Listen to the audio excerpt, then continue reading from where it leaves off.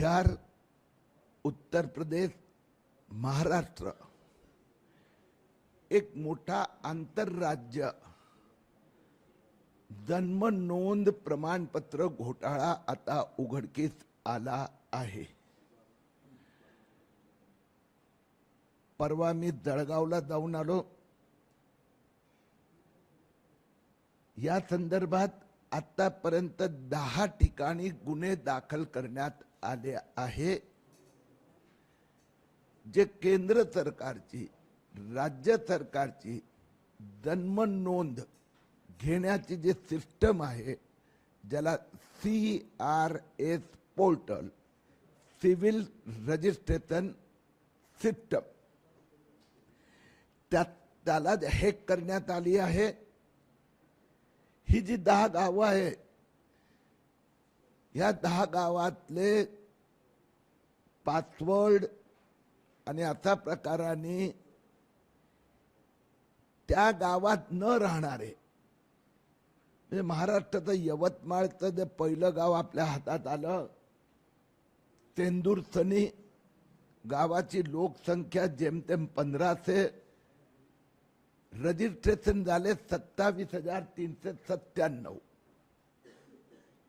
दुसरं गाव भवानी, त्याची लोकसंख्या 1200, जन्म नोंद झाली 6,206। तिसरं जळगावचं भाटपुरी, लोकसंख्या 1700 आणि नोंदी झाल्या 4,900। अशाच पद्धतीने रायबरेलीतील सलोन गावात 19,184, मग पालीमुखीपूर, हसायन हाथरसमध्ये, दिबियापूर, असे वेगवेगळे गावांमध्ये, आणि ह्या जे जन्म रजिस्ट्रेशन करण्यात आले आहेत त्या लोकांचं वय आहे 20 ते 60। हे कोण आहे लाभार्थी? जर महाराष्ट्राचं बोलायचं झालं तर एक पण महाराष्ट्राचा नाही आहे। यवतमाळ पोलिसांनी आतापर्यंत 8 लोकांना अटक केली आहे। अवधेश कुमार दुबे यांना हा 12वी फेल आहे, त्यांनी सगळं कॉम्प्युटर हॅक करण्याचं काम केलं। या संबंधात अखिलेश कुमार गुप्ता हा पण बिहारचा आहे, तो फरार आहे। या संदर्भात काल मी महाराष्ट्राचे director general police Sadanand Date यांची भेट घेतली आहे। मुख्यमंत्री देवेंद्र फडणवीस यांनाही अवगत केलं आहे। येत्या 2-3 दिवसात मी दिल्लीला जाणार आहे, कारण की आतापर्यंत 3 राज्य समोर आले, पण हा घोटाळा आणखीन विस्तृत होण्याची शंका आहे।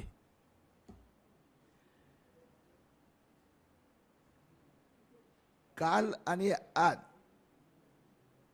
मी मुंबई महापालिका आयुक्त आणि मुंबई पोलीस आयुक्त यांची भेट घेतली। मुंबईतले अनधिकृत फेरीवाले, बांगलादेशी फेरीवाले यांच्या विरोधात आता आम्ही मोहीम सुरू केली आहे। मुलुंड रेल्वे स्टेशन पश्चिम येथले फेरीवाले हटवले आहेत 2 दिवसात, आणि ही मोहीम पूर्ण मुंबईत आम्ही घेऊन जाणार आहोत। मोठ्या प्रमाणात हजारो बांगलादेशी यांनी येऊन मुंबईचे रस्ते अडवलेले आहेत। हे बांगलादेशी फेरीवाले, अनधिकृत फेरीवाले यांचं 100% पोलीस व्हेरिफिकेशन केलं पाहिजे। यांच्याकडे कोणतंही लायसन्स नाहीये, फेक बोगस लायसन्स आहे। दोन्ही आयुक्तांनी सहकार्य करण्याचं आश्वासन दिलं आहे। पुढच्या काही दिवसात ही मोहीम तीव्र केली जाणार, आणि यानंतरचा पुढचा टप्पा जो असेल, जे बांगलादेशी येथे इन्फ्रास्ट्रक्चर कन्स्ट्रक्शन साइटवर काम करतात, हे त्यांचा तपास सुरू होणार, त्यांच्या विरोधात कारवाई सुरू होणार। That's all. हिंदीत बोल दो अभी पहले या हिंदी हिंदी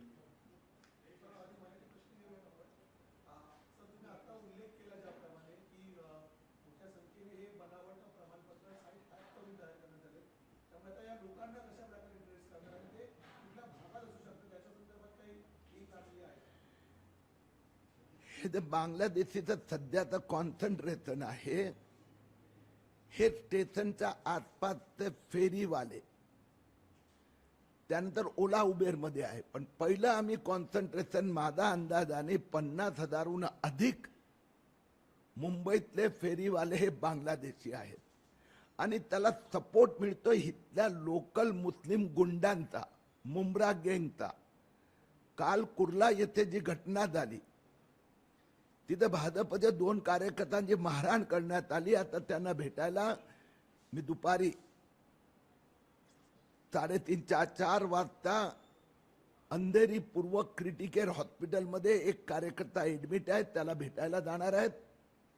आणि या सगळ्या गुंडांना मी वॉर्निंग देतो. आज मी मुंबई पोलीस आयुक्तांना स्पष्टपणे सांगितलं की MIMचे लोक निवडून आले आणि आता पूर्ण मुंबई महाराष्ट्र हरा कर देंगे. ही जी दादागिरी सुरू झाली आहे त्यांचा निषेध करतोय. मुंब्राच्या त्या निवडून आलेले लोक सांगतात मालेगांव हरा कर दिया, मानखुर्द हरा कर दिया, अब मुंब्रा हरा करेंगे और बाद में मुंबई. आणि त्यावेळी आमचे संजय राऊत रोज सकाळी उठून भाषण देत आहेत. यांची बोलती का बंद आहे? राज ठाकरेला तर साफ केलं उद्धव ठाकरेंनी. ते हे पूर्ण महाराष्ट्र मुंबई हिरवं करण्याची भाषा करणाऱ्याला उत्तर देणार आहे का?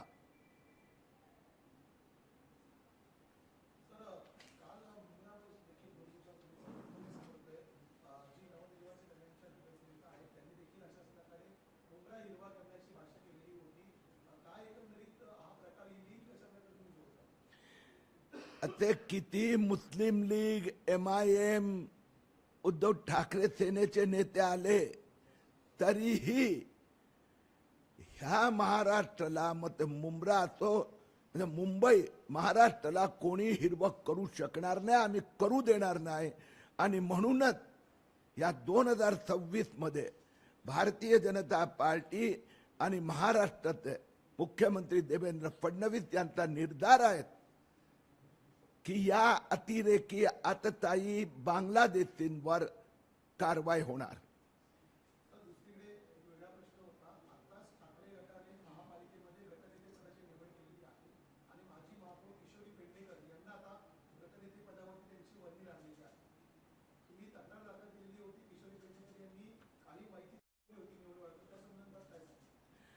याच्यामुळे आता मुंबईकरांना परत एकदा पटलं की उद्धव ठाकरे कोविड करप्शनच्या मागे, कोविड कमाईच्या मागे उद्धव ठाकरे होते. आता सिद्ध झालं की ज्या महापौरावर 5 गुन्हे दाखल आहेत, 5 कोविड मधले शेकडो कोटीचा करप्शन मध्ये त्या आणि त्यांचे मुलगा इन्व्हॉल्व आहेत, त्यांना फक्त जामीन देण्यात आला आहे. आणि म्हणूनच आमच्या निवडणुकीत आम्ही म्हटलं होतं की मुंबई महापालिकेचा माफिया राज आता संपवला आहे. ठाकरे सेनानी कुठलाही माफियांना आणलं पुढे तरी त्यांची माफियागिरी आता चालणार नाही.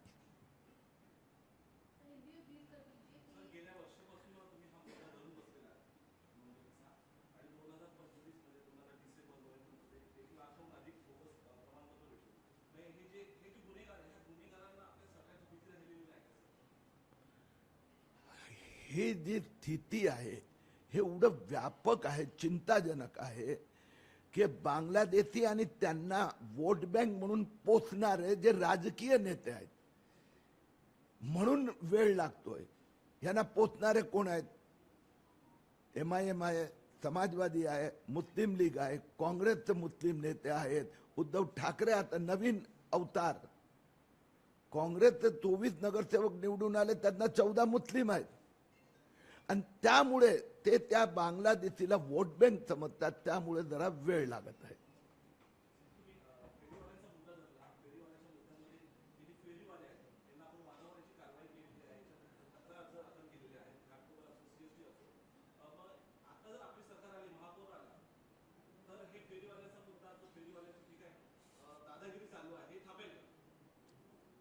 लढाई फेरीवाल्या विरुद्ध नाही आहे.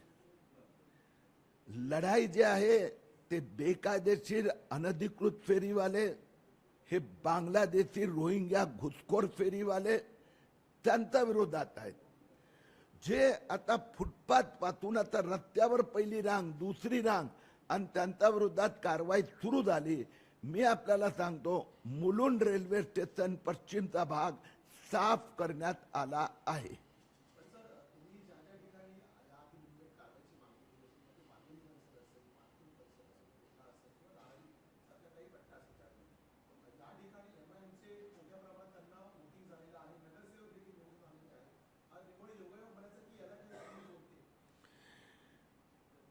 आता असं आहे की मुस्लिमांचं मतदानाचं जर विश्लेषण करायचं झालं, त्याच्यात 100% मुस्लिम एरिया होता, म्हणजे जनता ताब्यातला 80%.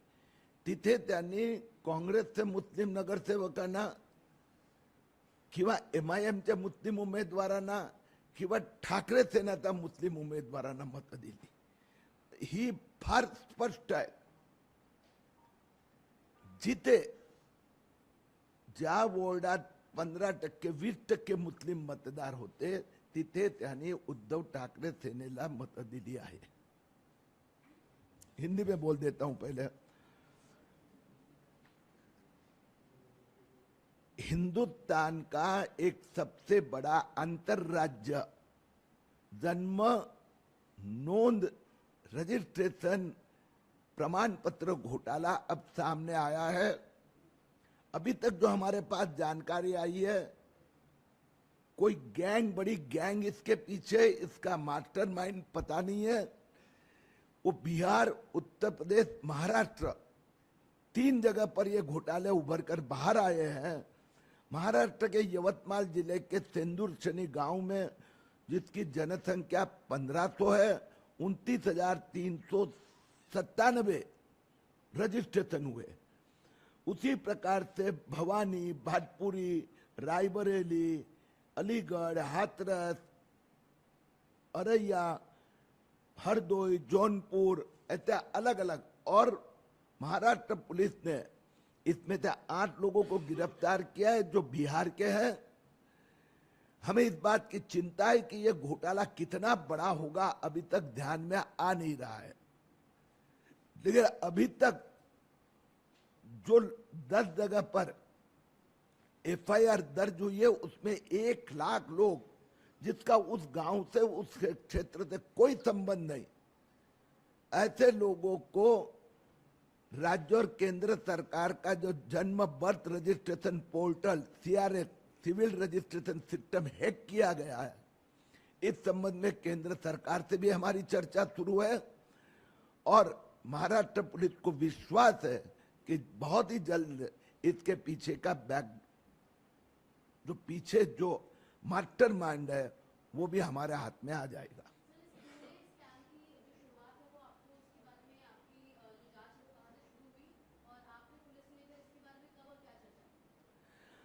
अब वास्तव में दिसंबर महीने में हमारे ध्यान में यह आया कि एक गांव में यवतमाल के, ये इस प्रकार की जानकारी प्राप्त होने के बाद में पहला वहां पर गुना दाखिल हुआ. फिर पुलिस ने कुछ लोगों को बिहार से गिरफ्तार किया. उसने दूसरा गांव, तीसरा गांव, उसके बाद में उत्तर प्रदेश.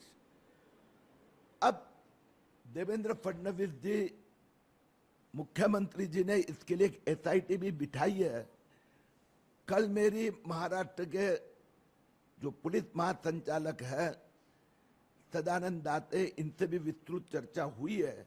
अभी उत्तर प्रदेश सरकार, बिहार सरकार और केंद्र सरकार के बात करके ये जांच आगे जाएगी. हम देख रहे हैं कि मुंद्रा जैसे इलाके में ऐसे बयान दिए जा रहे हैं कि मुंद्रा को लोग पूरे तरीके से हरा कर दे रहे हैं. वहाँ की नवनिर्वाचित नगर सेविका द्वारा इस प्रकार के बयान किए जा रहे हैं. इसको लेकर आप क्या है, क्योंकि आपने बहुत ज्यादा इसको लेकर आवाज उठाई है.